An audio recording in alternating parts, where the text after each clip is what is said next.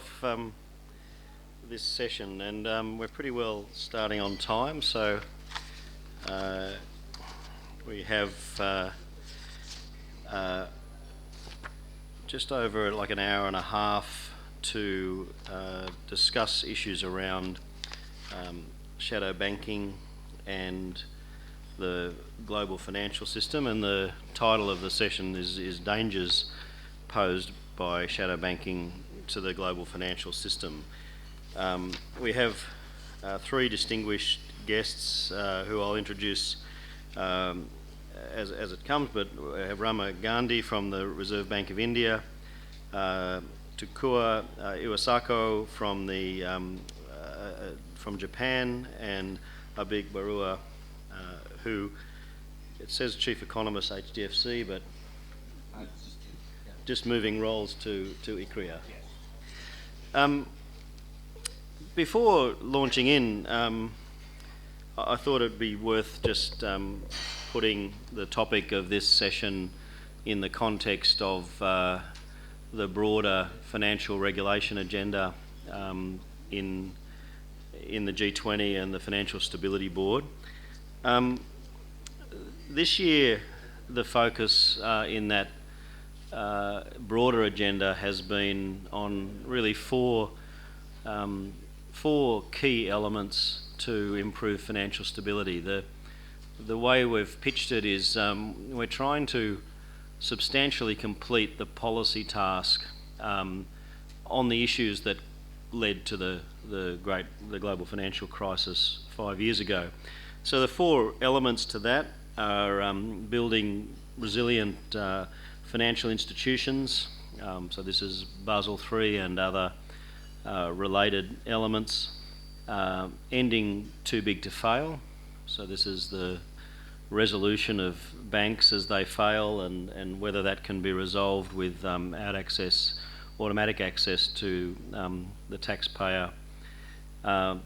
Making derivative markets safer. We all remember what happened in the Lehman's crisis and how they played opaque derivatives markets played a key role. And finally, addressing shadow banking risks, which is more the topic of this conversation. And I suppose the reason for just giving that short introduction is that it's part of a suite of things that are needed. In the area of shadow banking, it's important the international regulatory effort is not. It's important to get definitions right. It's not on all areas of what you would call non-bank finance, or sometimes called shadow finance. It really is very much focused on things that look like banks and do things like banks but aren't regulated like banks. So it's really around maturity, transformation, and leverage and the like. And sometimes you see in the press shadow banking is described, it's sometimes very much like private equity or other private loans, which don't have those characteristics of maturity, transformation, which open up a sector to crisis. So the international regulatory framework's very much focused on things that, in our idiom we'd say they walk like a duck and they quack like a duck. They look like banks, except they're not regulated but like banks. And the other big focus, and so that's about repo markets and money market funds, things that look like they're available at call and they transform that maturity. And then the second element of international regulation has been very much focused at systemic shadow banking. So not the sort of small shadow banks that are around the edges of even the Australian financial system, the small money lenders in emerging economies. They've been really focused at large institutions that can take the whole place down. So that's where the international situation's located, and we'll come back and see how much progress is being made, but the frameworks seem to be in place and progressing reasonably on this area of financial regulation. It's probably even in some of the other areas where the biggest risks lie to completing that agenda this year.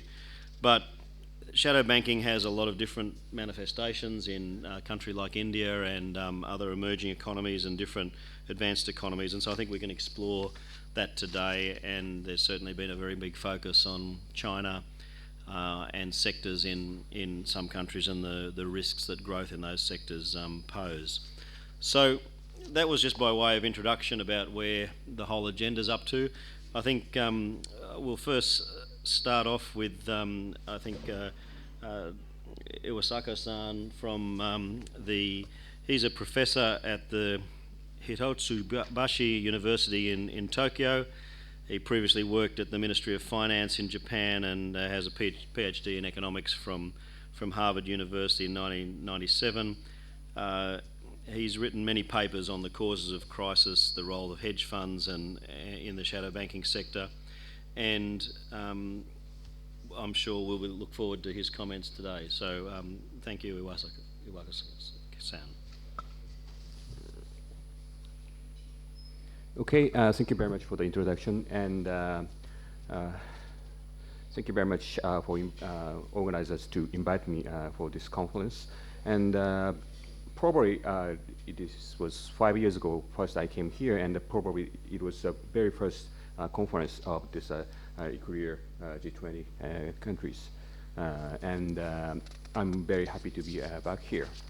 And I was asked by the Japan's Ministry of Finance people to talk about the shadow banking system and its danger to the world economy. But being as a Japanese, and Japan is perhaps the the country that feel the least threat from the shadow banking system. If there is any possibility that any asset bubble will happen, we will take. We are after 2 lost decades, we are very happy to have another bubble.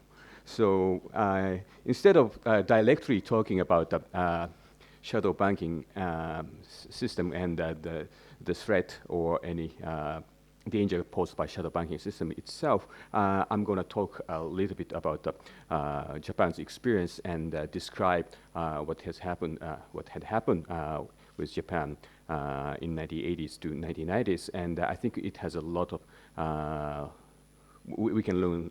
People can learn a lot of lessons from our experience, and those kind of excess risk taking, bubble, the collapse of the bubble, and the financial crisis, and then the severe recession. Those kind of cycles is I think more generous than the shadow banking system itself.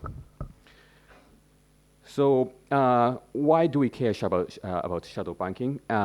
Because shadow banking system, at least about in 2000s in the United States, it induced the excess risk taking, and so it creates some sort of asset bubbles, especially in the real estate market and the market of the derivatives closely related to the real estates and the mortgage-backed securities.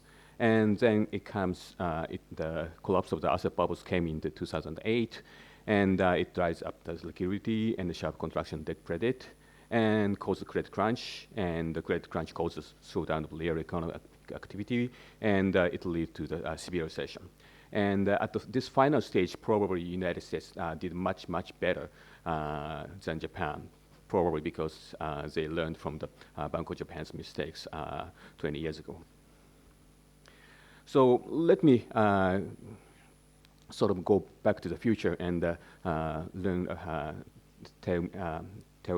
let me tell about something about the Japan's bubble economy in 1980s. So Japan was already finishing the catching up stage of the economic growth probably by the early 1970s, no later than the early 1980s. So this means that there is no very easy catching up process. Is already gone, so that probably beginning from the early 1980s, Japanese economy were experiencing some sort of productivity growth slowdown, and also Japan's investment had declined significantly, and also Japan's corporate profits has declined. And lower corporate profits means basically that the rate of return of the bank loans have declined significantly. And at the same time, Japanese banks lost their best borrowers to the financial markets. Basically, Japan's at the high economic growth era in 1950s to 1960s, Japan's financial system is basically dominated by financial intermediations, like perhaps in India right now. But beginning from the late 1970s, it moved toward a more market-oriented financial system. It's not still quite as market-oriented as United States or United Kingdom, but compared with 50 years ago, Japan's market is much developed. So because of the lower profit and competition to the market finance, Japan's banks lost best borrowers to the bond market and stock market. And, but still, Japan's household saving rate was still very high, so that the Japanese banks had lots of deposits on the liability side, and they lost best investment opportunities, best lending opportunity at the asset side. So, in seeking a new profits opportunity, Japanese banks had made many questionable lending decisions in the late 1980s. In particular, they found new borrowers in the real estate or construction or resort businesses such as golf clubs or some hotels in exotic places and so on. So, in the case of Japanese bubble economy, the key was bubble collateral lending practice and the real estate bubble in the commercial real estate, not the housing market. And if you know about the Kiyotaki Moore's famous article, it's literally sort of exemplifying the Japanese collateral lending and real estate land as input for the production. And then the bubble burst in the early 1990s, and it resulted in a very serious non-performing loan problems in 1990s. But serious credit crisis or credit crunch didn't happen until fall of 97. And at the end of 1990s, Japan had a really severe financial credit crunch, and it caused a serious problem. But at the same time, Japan's productivity growth slowdown has been a very long-run problem, and we are still suffering from that problem. And the key of that productivity growth slowdown is perhaps so-called forbearance lending or so-called zombie lending,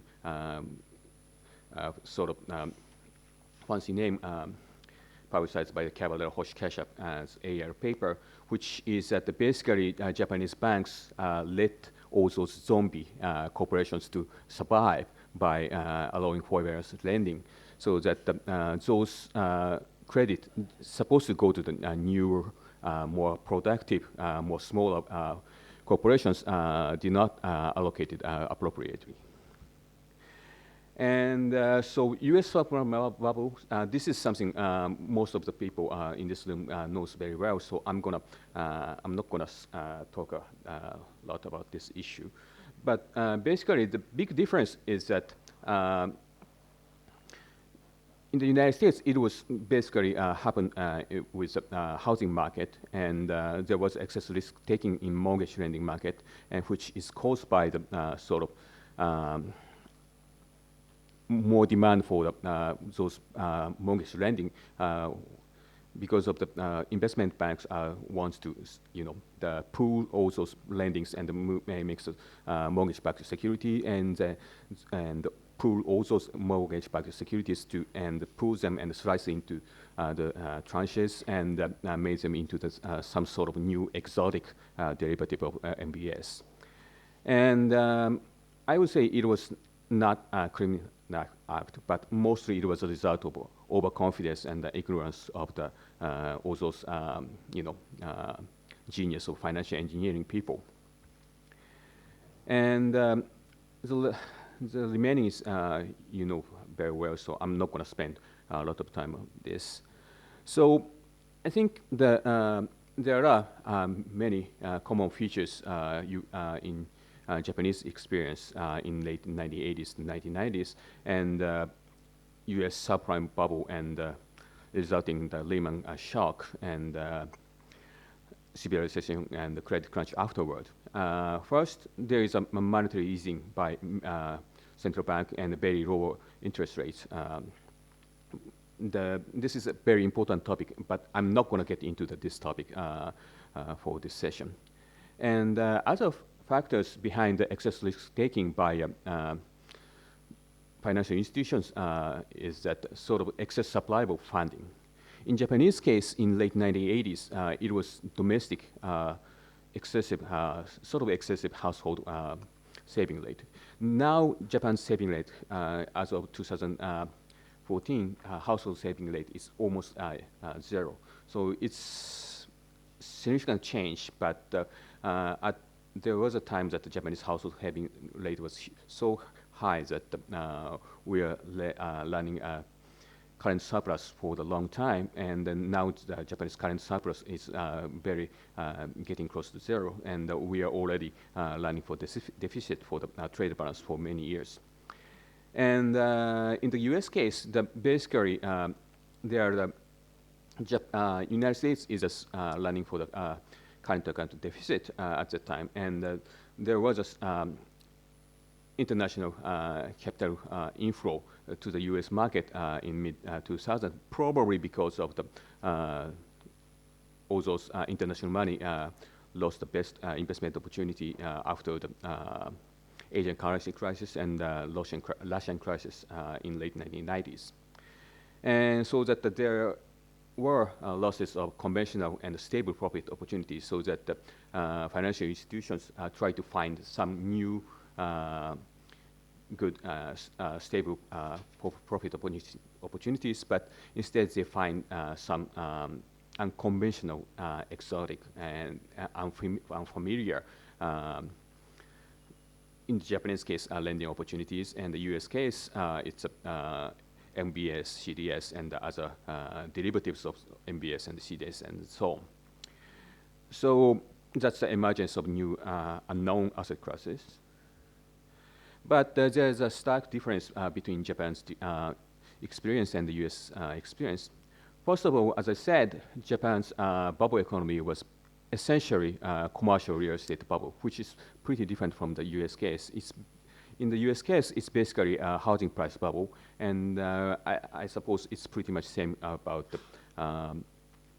real estate bubbles in some European countries. And in Japan, 1980s, it was banks' problem. It didn't really involve shadow banking, or I would say there had not been concept of shadow banking back then. And in the US case, in 2000, shadow banking system was the core of the problem. And as I said before, that Japan's bubble economy funding came from domestic saving, and so that it's basically domestic problem. So there was a limited international spillovers of the Japan's financial crisis. On the other hand, US subprime loan bubble was sort of sustained and fueled by international capital inflow, so that the point emphasized by Ben Bernanke's saving glut remarks, and also Rathin emphasized in his book about this point fault lines. So what the lessons we can learn from these two seemingly very different events? Well, I would say that it's same old story, and the same old mechanisms. So there is very common feature in these two, excess risk-taking bubble, collapse of the bubble, and financial crisis and severe recession. This kind of cycle is a very old, same phenomenon. However, old bubbles always reappear in the different phases. So I think there will not be a single policy and or regulatory solutions. Perhaps one exception is that people from the BIS will argue that very tight monetary policy should be taking place. And I think it seems that so-called Abenomics is popular among the even outside of Japan. Perhaps it's more popular outside of Japan than within the Japan, but I heard that some BIS people complained and they praised Shirakawa's era at the Bank of Japan, which is sort of hard to believe for me. And so why shadow banking system has had become a problem? Because shadow banking system arose because the conventional banking system had become too heavily regulated and too transparent. And you know, the asymmetric information is sort of source of the profit opportunities for all those financial institutions. So if the things became heavily regulated and too transparent, they lose incentive and go to the sort of underground, go to the shadow area for the looking for the new, more profitable business opportunities. So that's the same thing happened in Japan in late 1980s or 2000s in United States. So heavy regulation kills most important role of the financial institutions or financial system, that is discovery and transmission of business information. But anyway, all those financial institutions will find some loopholes from the governmental regulation. So I guess it will be ideal that the financial authorities, financial regulatory authorities can find some good, balance between the trade-off, too heavy regulation and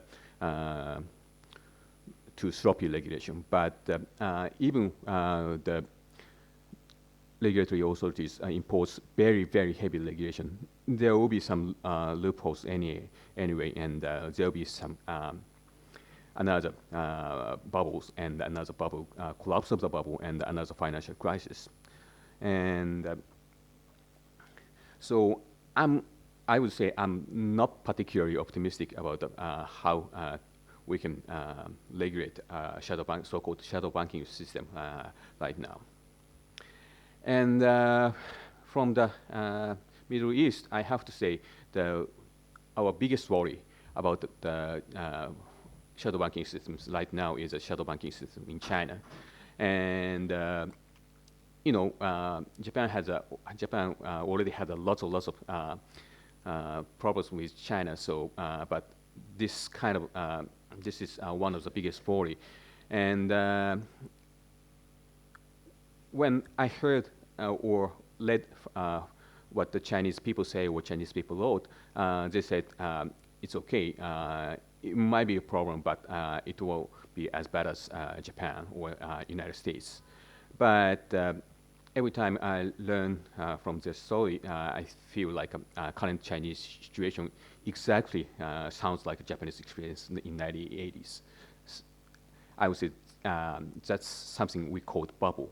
And if so, the eventual crash of the bubble will be inevitable. And but we have very limited information about China's current situation. Okay, basically, we believe that there is a bubble, but will it be a corporate financial corporate sector's problem or household balance sheet problem like in the United States? Or some argument says that it's local government non-performing loan is more serious problem. Or probably the current Chinese problem is a combination of all those problems. And another question is that will there be a serious international spillovers? As far as I know, maybe I'm a little bit too ignorant about this, but there is no significant involvement of the foreign financial institutions within the Chinese real estate market. So that I suppose main spillovers through the goods market. But the Chinese market is so big and so important for the neighboring countries in East Asia, so that if the Chinese bubble crashes and it causes a serious recession in China, it will be a very difficult problem for East Asian countries, including Japan.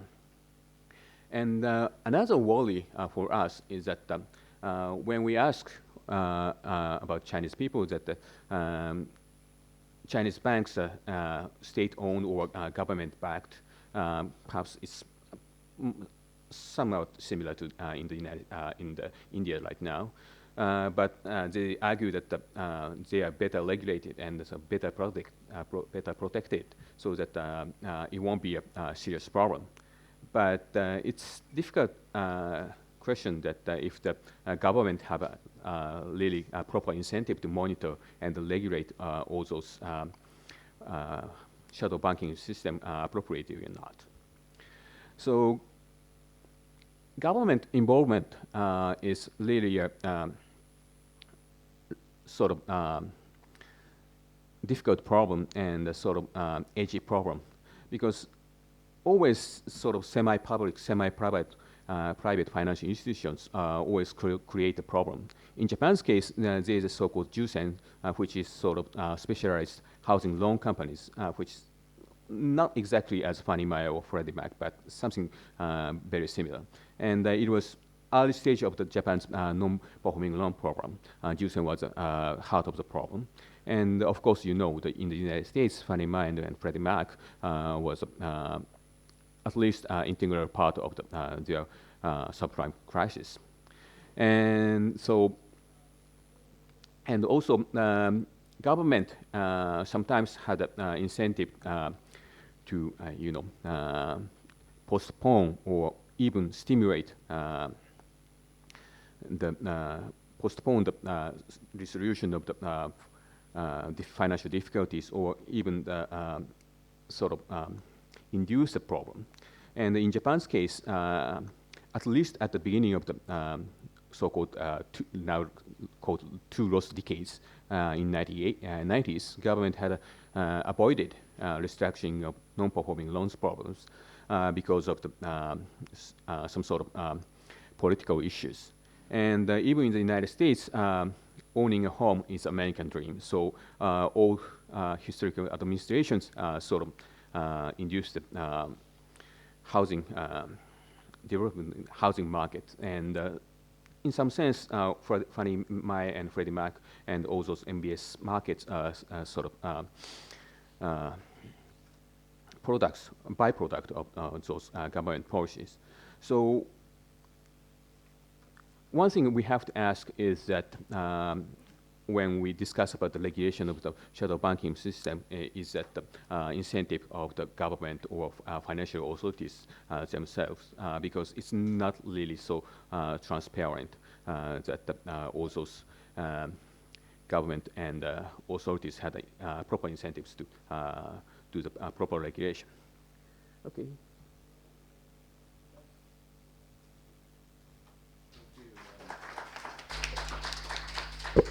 Thanks, Iwasako. I think we'll come back to some of that. That was very useful reflection on Japan's experience and what lessons it might have looking at other economies. We're now going to turn to Abik Barua. He was just commenced 2 days at ICRIA.